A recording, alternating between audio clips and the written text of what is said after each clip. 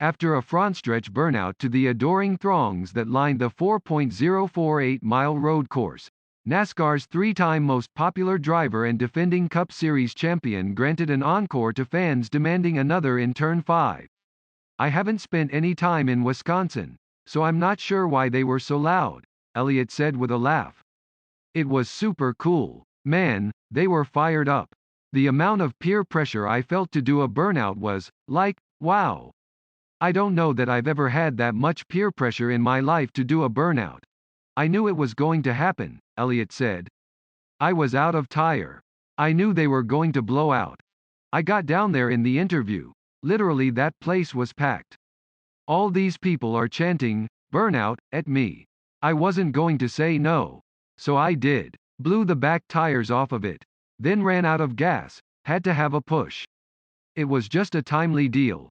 He apologized for tardiness in arriving for post-race media obligations but wasn't sorry about reveling in his 13th Cup Series victory and the 5th road course he has conquered.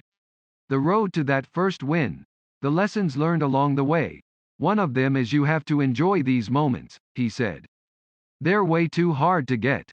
You don't know if or when you'll ever get another one. If the fans want a burnout, I'm going to give them a burnout. That's what it's going to be. We'll take the extra time going down the road." It had been 6 years since Elliott made the most recent of two Xfinity starts at Road America.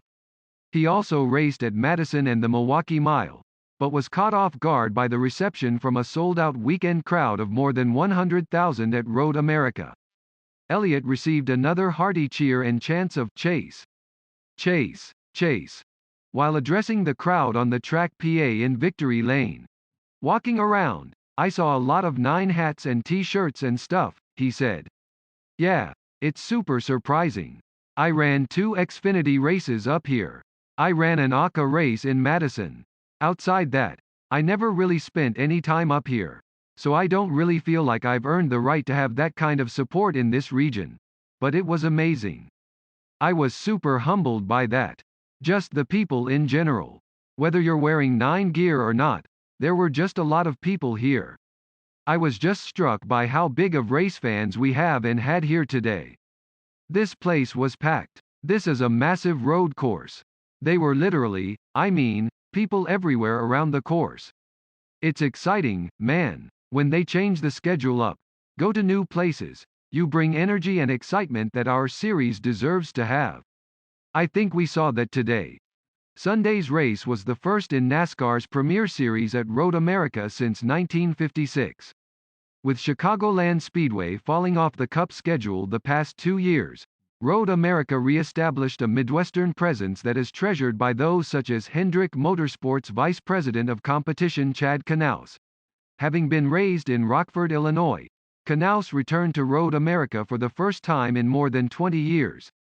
"This venue is still just as exciting today for me as what it was when I came here then," said Knaus, who was happily tweeting about being back in the Midwest during the race weekend. "It's a beautiful facility. The fans are just awesome. There's fans everywhere. They're lined up and down the straightaways, along the fence, on the concrete stairs. It's amazing.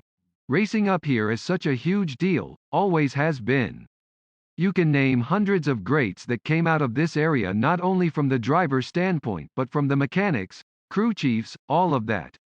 Deep-rooted motorsports group up here. I think it's awesome anytime you go into a venue you see memorabilia on the walls, photographs, hoods, the beer signs with Dale Jr. on them. People really love motorsports up here."